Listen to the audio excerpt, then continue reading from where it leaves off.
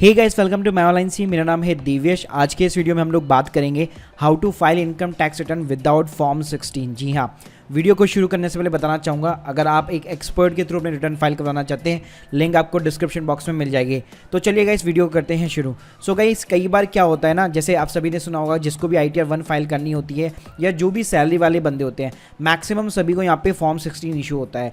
लेकिन कई केसेस ऐसे भी होते हैं जहाँ पे फॉर्म 16 यहाँ पे इशू नहीं होता है, फिर भी आपको अपनी ITR हमेशा यहाँ पे भरनी चाहिए। अब गाइस, बात करूंगा ऐसे कौन कौन से यहाँ पे केसेस हो सकते हैं। मान लीजिए पहले ही सिचुएशन ये बन सकती है कि आपकी जो कंपनी है जहाँ पे आप काम करते हैं वो काफ़ी छोटी कंपनी है, आपको जो सैलरी या तो डायरेक्ट बैंक के अंदर क्रेडिट हो जाती है या मान लीजिए आपको कैश में मिलती है, और वो लोग आपको यहाँ पे फॉर्म 16 इशू नहीं करते हैं। सेकंड सिचुएशन ये हो सकती है कि मान लीजिए आपको यहाँ पे सैलरी स्लिप्स मिलती हो, ठीक है, आपको सैलरी स्लिप्स तो मिलती हो, लेकिन आपका जो फॉर्म 16 है वो आपका एम्प्लॉयर आपको इशू नहीं करता है, क्योंकि आपकी जो टोटल सैलरी है वो बिलो द एग्जेम्पशन लिमिट है, मतलब 2.5 लाख के नीचे है आपकी टोटल सैलरी। इसलिए आपका एम्प्लॉयर आपको यहाँ पे बेसिकली TDS भी नहीं काटता, ना ही बेसिकली आपका फॉर्म 16 इशू करता है।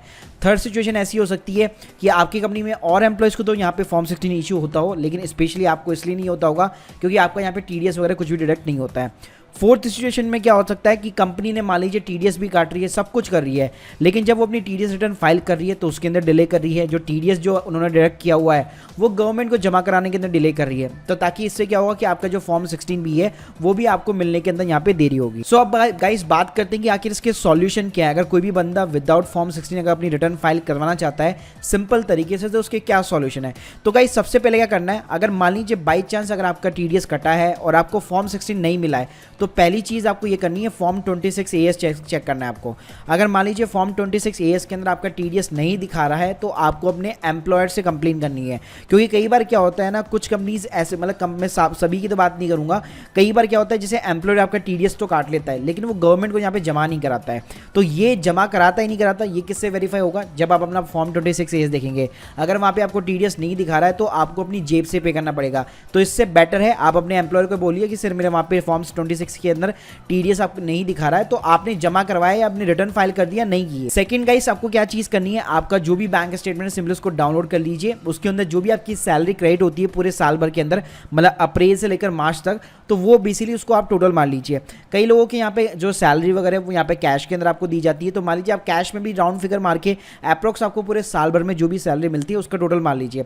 इसके अलावा गाइस, आपकी कोई भी LIC इंश्योरेंस पॉलिसी है, बच्चों की फीस है, या आपने कहीं पे इन्वेस्टमेंट कर रखी है, PPF वगैरह कर रखा है, तो उन सब का भी यहाँ पे आप टोटल मार लीजिए। सो गाइस, अब बात करते हैं कि किस कॉलम में आपको किस तरह से यहाँ पे जो है अमाउंट यहाँ पे इंसर्ट करनी है, यहाँ तक कैसे पहुंचना है, इसके ऊपर एक ऑलरेडी मैं वीडियो बना चुका हूँ स्टेप बाय स्टेप, लिंक आपको डिस्क्रिप्शन बॉक्स में मिल जाएगी। तो गाइस, यहाँ पे आपको क्या करना है, सिंपली सबसे पहले आपको ग्रॉस टोटल इनकम के अंदर जाना पड़ेगा।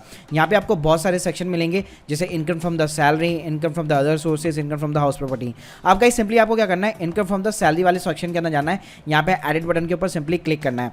आप गाइस यहाँ पे आप देख रहे हैं सैलरी एज पर सेक्शन 17, ये बेसिकली आपकी ग्रॉस सैलरी कहलाती है। तो इसके अंदर गाइस क्या करना है, मान लीजिए आपके बैंक अकाउंट के स्टेटमेंट के अंदर जो भी सैलरी क्रेडिट हो रही है उन सब का आप टोटल लगा लीजिए, या आपको जो कैश में मिल रही है उन सब का आप टोटल लगा लीजिए। मैं जैसे एज्यूम कर लेता हूँ, मान लीजिए आपको 10,000 रुपये महीना मिल रही है, तो साल की कितनी हो गई, 1,20,000। तो गाइस सिंपली आपको यहाँ पे 1,20,000 रुपीज़ डालना है। तो गाइस आप थोड़ा सा नीचे जाएंगे तो क्या होगा, यहाँ पे बाय डिफॉल्ट क्या होता है, जो भी सैलरी वाला बंदा होता है उसको 50,000 रुपीज़ की यहाँ पे नॉर्मल स्टैंडर्ड डिडक्शन मिल जाती है। तो आप देख सकते हैं ऑटोमेटिकली आपका जो 1,20,000 होगा उस वाली इनकम में से 50,000 रुपये अपने आप लेस होकर यहाँ पे आगे आपकी जो टोटल इनकम है 70,000 रुपये, मतलब 50,000 रुपये आपको ऑटोमेटिकली डिडक्शन यहाँ पे मिल जाती है। तो गाइस सिंपली आप सेव बटन पे क्लिक। गाइस सैलरी डालने के बाद में मान लीजिए अगर आपने कोई अपनी हाउस प्रॉपर्टी रेंट पे दे दी, आपको रेंट आता है, तो इस कॉलम के अंदर डाल सकते हैं, वरना स्किप कर सकते हैं। इसके अलावा मान लीजिए अगर आपकी कोई अदर इनकम है, कोई आपने बैंक में FD करा रखी है, या मान लीजिए अदर सोर्सेज आपको इनकम आती है, तो आप जो income from the other sources वाला कॉलम है उसके अंदर यहाँ पे आप एनी अदर्स के अंदर एडिट बटन करके यहाँ पे जो भी आपका अमाउंट है, जो अदर इनकम आती है, या मान लीजिए बैंक का इंटरेस्ट आ रहा है, कोई भी ऐसी चीज आ रही है, तो अब वो आप यहाँ पे इंसर्ट कर सकते हैं और सिंपली यहाँ पे सेव बटन के ऊपर क्लिक कर सकते हैं। उसके बाद में गाइस सिंपली जो थर्ड कॉलम है टोटल डिडक्शन, इसके अंदर जैसे मैं बताया आपको, अगर आपकी LIC वगैरह है, या बच्चों की फीस है, या मान लीजिए आपने कहीं इन्वेस्टमेंट कर रखी है, ELS फंड के अंदर इन्वेस्ट कर रखा है, या आपने कोई इंश्योरेंस ले रखी है, तो ये ये सारी की सारी चीज़ें आपको हमेशा 80C के अंदर मिलेगी। तो आप यहाँ पे सिंपली इसको यस कर सकते हैं और आपका जो भी पूरे साल भर के अंदर जो भी आपका प्रीमियम जाता है, जैसे मान लें तो मैं 20,000 रुपये प्रीमियम जाता है तो वो आप यहाँ पे डाल सकते हैं। इसके अलावा मान लीजिए अगर आपकी बहुत ही ज़्यादा सैलरी है और आपको फॉर्म 16 नहीं मिलता है तो गाइस यहाँ पे आप क्या कर सकते हैं, यहाँ पे एक कॉलम आता है 80GG। तो अगर मान लीजिए अब आप रेंटल प्रॉपर्टी के ऊपर रह रहे हैं, आप अभी जहाँ फिलहाल रह रहे हैं वो रेंट के ऊपर रह रहे हैं, तो उसका जितना भी आपका रेंट पे करते हैं तो उसको आप सिंपली यस करके जितना भी आप रेंट पे कर रहे हैं महीने का, तो पूरे साल का कैलकुलेट करके आप वो डाल दीजिए। मान लीजिए अगर आपका 3,000 रुपये रेंट चल जाता है तो 36,000 रुपीज़ की आपको यहाँ पे डिडक्शन मिल जाएगी। तो गाइस 80C में आप वो ले लीजिए जो इंश्योरेंस ले रखा है आपने। 80GG के अंदर आप रेंट वगैरह पे करते हैं, आप वो ले सकते हैं। उसके बाद में गाइस हमारा मेन कॉलम आता है टैक्स पेड का। अब यहाँ पे क्या होगा, अगर मान लीजिए आपको फॉर्म 16 नहीं मिल रहा तो अधिकतर चांसेस है कि आपका यहाँ पे टैक्स वगैरह भी TDS वगैरह भी डिडक्ट नहीं हो रखा है। लेकिन बाई चांस अगर आपका TDS डिडक्ट हो रखा है और आपको दिख रहा है आपके फॉर्म 26AS में, तो गाइस आपको सिंपली क्या करना है, ये जो फर्स्ट वाला कॉलम है TDS on the salary income, इसको शो डिटेल्स को यहाँ पे क्लिक कीजिए। उसके बाद में यहाँ ऐड अनदर के ऊपर क्लिक कीजिए। अब आपका फॉर्म 26 के अंदर आपका जो एम्प्लॉयर होगा उसका आपको एक टैन नंबर देखिए। तो गाइस आप क्या कर सकते हैं, अपने फॉर्म 26 से इसको खोलिए, उसका जो भी टैन नंबर है आपके एम्प्लॉयर का उसको कॉपी कर लीजिए, यहाँ पे सिंपली पेस्ट मार दीजिए। उसके बाद में उसका जो भी उसके सामने नेम आ रहा है आप सिंपली यहाँ पे वो कॉपी कर सकते हैं, पेस्ट मार सकते हैं।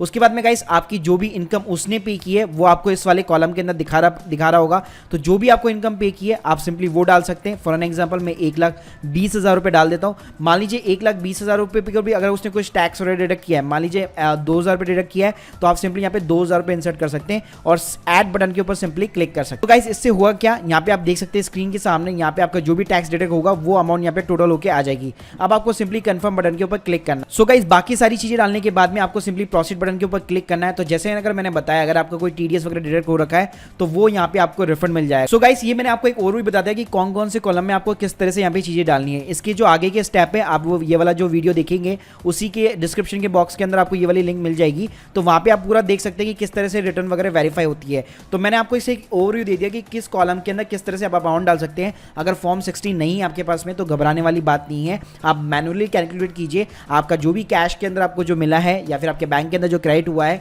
उसका टोटल मारिए और उसके थ्रू आप यहाँ पे रिटर्न फाइल करें। यहाँ पे कई लोगों का एक कॉमन क्वेश्चन भी होता है कि अगर मेरे एम्प्लॉयर ने मेरा फॉर्म 16 इशू नहीं किया है इसका मतलब है कि मुझे यहाँ पे रिटर्न फाइल नहीं करनी है। जबकि गाइस ऐसा नहीं होता है। जो बेसिकली फॉर्म 16 है वो एक एम्प्लॉयर की बेसिकली एक तरह से रेस्पॉन्सिबिलिटी है, लेकिन जो रिटर्न फाइल करना है वो बेसिकली आपकी रेस्पॉन्सिबिलिटी है। तो गाइस अगर आप मान लीजिए ITR का बेनिफिट लेना चाहते हैं, लोन लेना चाहते हैं फ्यूचर के अंदर, मैं आप लोगों को हमेशा रिकमेंड करूंगा चाहे आपको फॉर्म 16 इशू हो या ना हो, आपको हर साल अपनी रिटर्न जो है हमेशा फाइल करनी चाहिए। So guys hope you like this video, please subscribe our channel. अगर आपके कोई भी डाउट्स है कमेंट सेक्शन के अंदर जरूर मेंशन कीजिए। Thank you guys, thank you very much.